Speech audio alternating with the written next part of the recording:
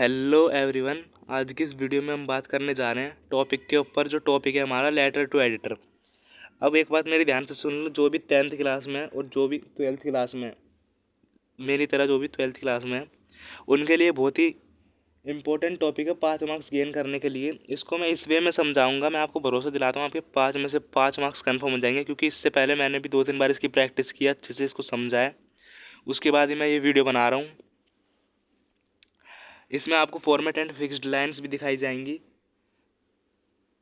तो शुरू करते हैं वीडियो को। जो हमारा लेटर टू एडिटर है वो क्या होता है वो समझ लीजिए। जो ये लेटर टू एडिटर होता है ना, ये फॉर्मल लेटर होता है जो एडिटर को लिखा जाता है। इसमें क्या करते हैं ना, हम एक्सप्रेस करते हैं our opinion on social problems, public issue, awareness यानी जागरूकता के ऊपर, किसी तरह के सुझाव के ऊपर, कंप्लेंट के ऊपर। लैंग्वेज में हमें फॉर्मल इंग्लिश लैंग्वेज का यूज़ करना है। पर्सन, फर्स्ट पर्सन, जैसे कि आई वी। लेटर टू एडिटर का फॉर्मेट देख लीजिए जल्दी से। सेंडर एड्रेस आता है सबसे पहले, फिर उसके बाद यहाँ एक लाइन नहीं छोड़ी, लेकिन आपको एक लाइन छोड़नी है। फिर आएगी डेट, डेट के बाद फिर एक लाइन छोड़नी है। डेट हमेशा वही जिस दिन आप लेटर लिख रहे हो। फिर डेट के बाद एक लाइन छोड़नी है। फिर दी एडिटर, फिर न्यूज़पेपर का नाम आ जाएगा, फिर सिटी, फिर एक लाइन छोड़नी है। फिर आएगा आपका सब्जेक्ट। मैं आपको बताऊँ, सब्जेक्ट आप एक लाइन का ही लिखना, ज़्यादा बड़ा मत लिखना सब्जेक्ट, क्योंकि सब्जेक्ट छोटा ही सही रहता है। फिर एक लाइन छोड़ के सर मैडम लिख दिया आपने। फिर उसके बाद एक लाइन छोड़ के आपको ये लिखना है, through the columns of your esteemed newspaper, आपके प्रतिष्ठित समाचार पत्र के माध्यम से। इसका मतलब ये है, आपके प्रतिष्ठित समाचार पत्र के माध्यम से।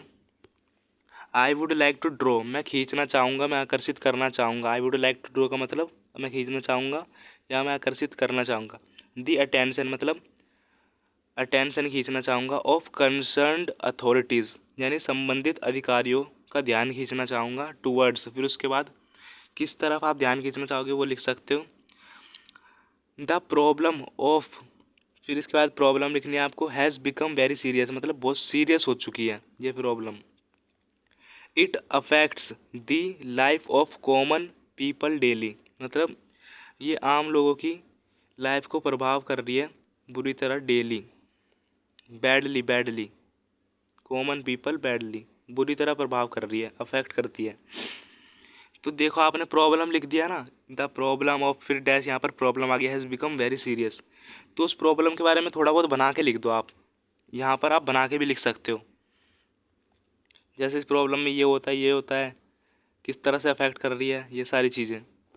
फिर आखिरी में आके आपको लिखना है the request the authorities to take मतलब अनुरोध करता हूँ अधिकारियों से, to take immediate steps to solve this problem मतलब तत्कालिक कदम यानी तुरंत कदम उठाए जाए इस समस्या के समाधान के लिए, सुलझाव के लिए, मतलब सुलझाने के लिए। 3 पैराग्राफ में डिवाइड करोगे ना तो बढ़िया रहता है। तो जैसे इसमें मैंने 3 पैराग्राफ में डिवाइड करके आपको फॉर्मेट बताया।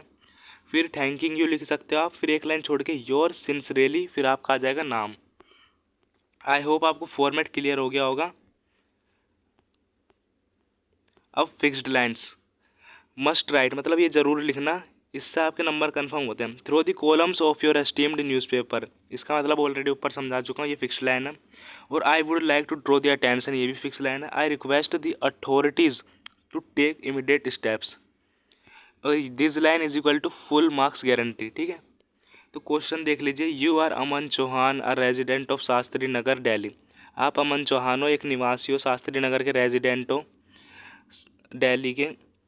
आपको लेटर लिखना है एडिटर को, the Hindu, highlighting the bad condition of road in your area. आपको एडिटर को लेटर लिखना है दी हिंदू, ये न्यूज़पेपर होगा शायद। इसमें आपको हाईलाइटिंग दी बैड कंडीशन मतलब जो बुरी स्थिति है रोड्स की, उसके बारे में बताना है आपके एरिया में। तो इसका आंसर देख लीजिए। सबसे पहला आ गया सेंडर एड्रेस 23 शास्त्री नगर दिल्ली, इतना लिख दिया। फिर आपको एक लाइन छोड़नी है। फिर उसके बाद लिखना है डेट, जैसे 10 मार्च 2025। इसकी जगह आपको वो लिखनी है डेट, जैसे तारीख है, मान लो आज 20 तारीख है, 20 जनवरी 2026। ठीक है, तो आपने ये लिख दिया, मतलब जिस दिन लिख रहे हो ना आप लेटर, उस दिन की डेट। फिर डेट के बाद भी एक लाइन छोड़नी है, फिर दी हिंदू मतलब फिर दी एडिटर आएगा, फिर उसके बाद दी हिंदू यानी न्यूज़पेपर का नाम, फिर दिल्ली आ गया, आपकी सिटी आ गई, फिर एक लाइन छोड़ के आपने सब्जेक्ट लिख दिया एक लाइन में, bad condition of roads in Shastri Nagar, subject हो गया। फिर एक लाइन छोड़ के सर मैडम किया आपने, फिर एक लाइन छोड़ के शुरू कर दो। Through the columns of your esteemed newspaper, आपके प्रतिष्ठित समाचार पत्र के माध्यम से, I would like to draw the attention of the road I would like to draw the attention of the concerned authorities towards the bad condition of roads in Shastri Nagar.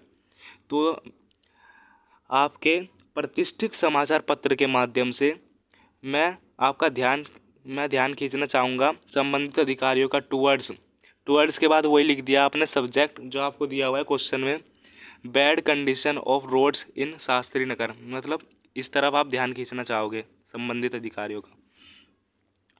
The roads are full of पोथोलेस मतलब गड्ढों से भरे हुए हैं, and ये कोज होते हैं किसके, फ्रीक्वेंट एक्सीडेंट मतलब जो दुर्घटनाएं होती है उसका कारण होते हैं, एक्सीडेंट्स का कारण होते हैं।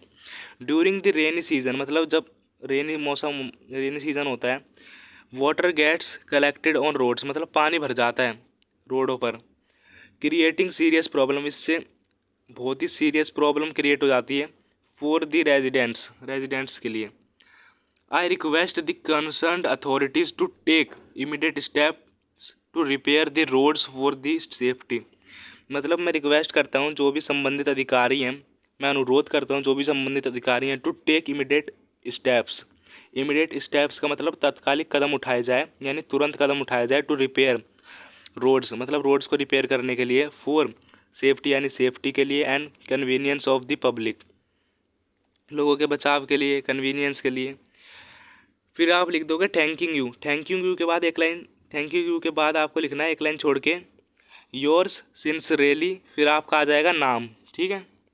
ये मैंने लिखा नहीं लेकिन मैंने बता दिया। आई होप आपको फॉर्मेट और ये एग्जाम्पल समझ आ गया होगा। अब मैं आपको इम्पोर्टेंट टिप्स समझा देता हूँ ताकि आपके नंबर कन्फर्म हो जाए। Subject should be one line, ठीक है, एक लाइन का रखना। पैराग्राफ है ना क्लियरली डिवाइडेड कर देना, तीन पैराग्राफ, जैसे मैंने आपको फॉर्मेट बताया और 3 पैराग्राफ समझाया। आई होप आपको क्लियर होंगे। आपको 120 से 150 वर्ड से ज़्यादा नहीं लिखना। जो आपका पहला पैराग्राफ है वो मैंने समझाया, फिर दूसरा पैराग्राफ में आप प्रॉब्लम के बारे में बताओगे ना, अफेक्ट क्या करती है, वो बना के भी लिख सकते हो आप थोड़ा बहुत, तो आपके वर्ड हो जाएंगे पूरे, कोई दिक्कत वाली बात नहीं है। लेकिन आप 120 से 150 वर्ड से ज़्यादा मत लिखना। इनफॉर्मल वर्ड का यूज़ मत करना, जैसे इनफॉर्मल जो भी वर्ड्स होते हैं उनका यूज़ मत करना, जैसे hi, hello, thanks. No question marks, मतलब आप मान लो बहुत से बच्चे होते हैं ना क्वेश्चन लिख देते हैं एग्जाम में, तो क्वेश्चन लिखने का मार्क्स नहीं मिलने वाले भाई। सजेशन और प्रैक्टिकल, मतलब जो सुझाव होंगे वो प्रैक्टिकल होने चाहिए। कॉमन टॉपिक्स जो बोर्ड को फेवरेट होते हैं, जैसे air pollution, noise pollution, road accidents, drug abuse, water shortage, social media addiction, employment, unemployment, plastic ban. अगर आप चाहो तो इन टॉपिक्स की प्रैक्टिस कर सकते हो। क्वेश्चन चाहिए हो तो क्वेश्चन की कोई दिक्कत नहीं है, मैं आपको क्वेश्चन प्रोवाइड कर दूंगा, कमेंट में बता देना, या फिर इन पर वीडियो भी प्रोवाइड कर दूंगा इन टॉपिक्स पर अलग से। इंपॉर्टेंट वर्ड्स हैं उनके हिंदी मीनिंग से, इनको देख सकते हो आप। मार्क्स ब्रेकअप की बात करें, यानी मार्क्स इस तरह से डिवाइड होते हैं सीबीएसई के अकॉर्डिंग। 1 मार्क्स होता है आपका फॉर्मेट का, 2 मार्क्स होते हैं आपके कंटेंट के, और एक्सप्रेशन किस तरह से आप एक्सप्रेस कर रहे हो सारी चीज़ों को, एक्सप्रेशन और ग्रामर, इसके होंगे आपके 2 मार्क्स। तो टोटल मार्क्स हो गए आपके 5 में से 5।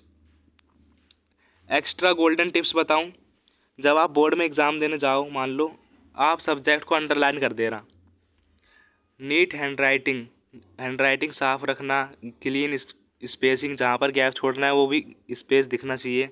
Same format in every question, मतलब लेटर टू एडिटर का कोई भी क्वेश्चन आ जाए तो यही फॉर्मेट यूज़ करना, बहुत फ़ायदा रहेगा। ओवर स्मार्ट इंग्लिश मत करना कि मतलब बहुत से होते हैं आज के टाइम पे, बहुत लोगों को इंग्लिश बहुत ज़्यादा बनाना आ जाती है, मतलब बना लेते हैं, तो वो अब ज़्यादा ही ओवर स्मार्ट इंग्लिश लिखने लग जाते हैं। मतलब सिंपल इंग्लिश रखना, ज़्यादा वो मत बनना तो अच्छी। क्विक रिवीजन इस तरह से कर सकते हो आप, एड्रेस, फिर आएगी डेट, एडिटर, फिर सब्जेक्ट सर, फिर 3 पैराग्राफ जो समझाई, और सिंसियरली फिर आपका नाम आ जाएगा। ये मैं आपको क्वेश्चन दिखा रहा हूँ, ये देखो क्वेश्चन मैंने लिया है सैम्पल पेपर का सीबीएसई का।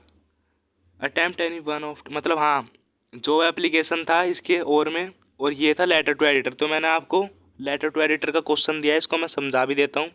यू आर प्रणव चौहान, आप प्रणव चौहान हो, रेजिडेंट एट 13A के, आप रेजिडेंट हो गोल बाजार जैसलमेर। आपको एडिटर को लेटर लिखना है nation today, of the nation today, highlighting need to assess sports talent, मतलब इस चीज़ को आपको, इस चीज़ की ज़रूरत है, इस टैलेंट की, at young age by sports teacher and coaches to ensure that talent, कि श्योर करे इस टैलेंट को, डज नॉट गो अनरिकॉग्नाइज्ड, इसे emphasize the importance of grooming young sports persons to create a larger pool। इस question को एक काम करना, आप ट्रांसलेट कर लेना जल्दी से, क्योंकि वीडियो बहुत लंबी हो गई है। इसको ट्रांसलेट कर लेना, या फिर आप समझ लो तो बहुत अच्छी बात है। फिर इसकी एक बार प्रैक्टिस कर लेना, क्योंकि ये आपका CBSE मॉडल का जो सैम्पल पेपर है उससे मैंने क्वेश्चन लिया है। इसी के संग ये वीडियो और हो जाती है। थैंक्स फॉर वॉचिंग, और जॉब एप्लीकेशन के लिए भी वीडियो आ जाएगी।